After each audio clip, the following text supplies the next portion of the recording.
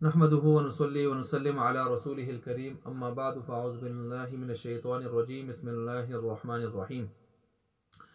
जो मसला आपके सामने बयान करना है वो है नमाज जनाजा में शिरकत और उसकी तकमील का तरीक़ेकार। चूँकि नमाज जनाजा हर मुसलमान को पढ़ने का मौका मिलता है तो इस हवाले से कुछ लोग लेट भी हो जाते हैं, फिर परेशानी होती है कि आप किस तरह शामिल हों, कैसे तकमील करें। चुनाचे फिर मसला मालूम ना होने की वजह से कुछ लोग बड़े इस्तिराब का शिकार रहते हैं। जी, नमाज जनाजा में आप पहुँचे हैं तो आपने देखा कि इमाम साहब तकबीर कह चुके हैं, तो आप ऐसे वक्त में पहुँचे तो आप आकर फ़ौरन सफ़ों में खड़े हो जाएं और सफ़ में खड़े होने के बाद आप इमाम की तकबीर का इंतज़ार करें कि वो अगली तरफ तकबीर कहे।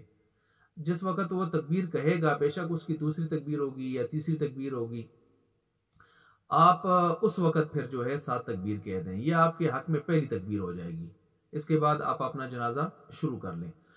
अगर आपको मालूम है कहाँ से इमाम जा रहे हैं उस तरतीब से, नहीं तो फिर आप अपनी तरतीब से जनाजे को जैसे स्टार्ट लेते हैं ऐसे स्टार्ट ले लें और शुरू कर लें, पढ़ना शुरू कर दें, गोया आपका जनाजा भी स्टार्ट है, इमाम की जो तकबीर भी जा रही है।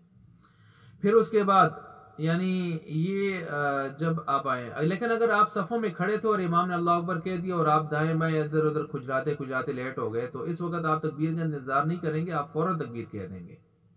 ये तो उस आदमी की बात हो रही है जो अभी सफ़ों में नहीं आया था और इमाम तकबीर कह चुके थे और बाद में सफ़ में आ गए, तो ये हो गया। और इसी तरह जो है फिर नए सिरे से जो आदमी यानी या फिर इसी तरह जो है सलाम, यानी आदमी ने जब इमाम सलाम फेर ले तो सलाम के बाद वो क्या करेगा, तो इस सूरत में वो ये करेगा कि अगर मैयत वहीं ज़मीन पर रखी हुई है तो जितनी तकबीरें रह गई हैं ना, तो इतनी तकबीरें वो बाद में कहे और उसके बाद जो कुछ पढ़ना होता है वो भी साथ पढ़े।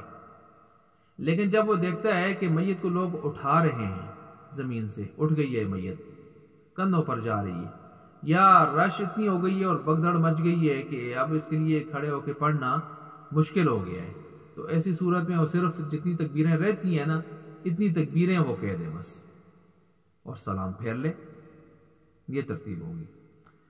और ये तो हो गया ये। अब बाकी एक मसला यहाँ पर ये है कि जब हम सलाम फेरते हैं तो क्या हाथ साथ साथ छोड़ें। मसलन कुछ लोग एक तरफ सलाम फेरा तो दायां हाथ छोड़ दिया, दूसरी तरफ हाथ सलाम फेरा तो बायां हाथ छोड़ दिया, और कुछ लोग जो है सलाम दोनों तरफ फेरने के बाद दोनों हाथ छोड़ते हैं।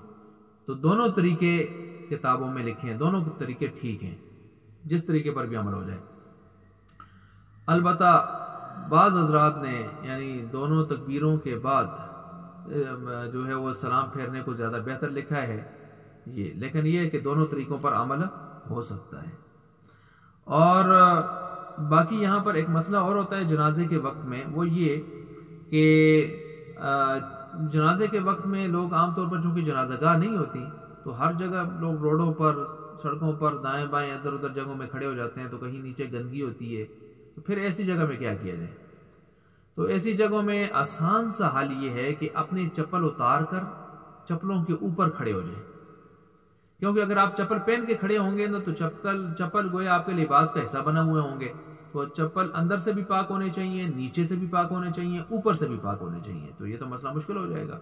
इसलिए आप चप्पल उतार कर ऊपर खड़े हो जाएं तो सिर्फ आपके पाँव के साथ जो चप्पल का ऊपर वाला हिस्सा है वो पाक होना चाहिए, जो लगा हुआ है साथ पाँव के साथ। बाकी चप्पल नीचे से गंदा है, बेशक गंदा हो, ज़मीन गंदी है बेशक गंदी हो, आपका जनाजा पढ़ना ठीक हो जाएगा।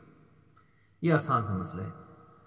और इसके साथ साथ अगर किसी को जनाजे के जो दुआ है अल्लाहुम्मा फ़िल हय्यिना व मय्यितना व शाहिदिना, या बच्चा बच्ची के लिए दुआ है, आमतौर पर बाज़ों को नहीं आती तो सीखनी चाहिए। जब तक नहीं सीख सका उस वक्त तक रब्बना आतिना फ़िद दुनिया हसनतन व फ़िल आखिरति, इस तरह की दुआ पढ़ ले जो दुआ आती है। बेहतर है कि अरबी ज़ुबान के अंदर वो पढ़ ले, उस तरतीब से पढ़ ले। तो ये है असल तरतीब जनाजे के हवाले से जो मैं आपके सामने बयान कर चुका हूँ। अगर इमाम सलाम लफ्ज़ सलाम अस्सलामु अलैकुम جب یہ السلام یہ کہہ دینا یعنی شروع کر لے سلام، تو پھر اس کے بعد شامل ہونا فضول ہے، پھر شامل نہ ہو، کیونکہ جب لفظ سلام امام کی زبان پر آ گیا تو اب گویا اختتام جنازہ اختتام پذیر ہو چکا ہے۔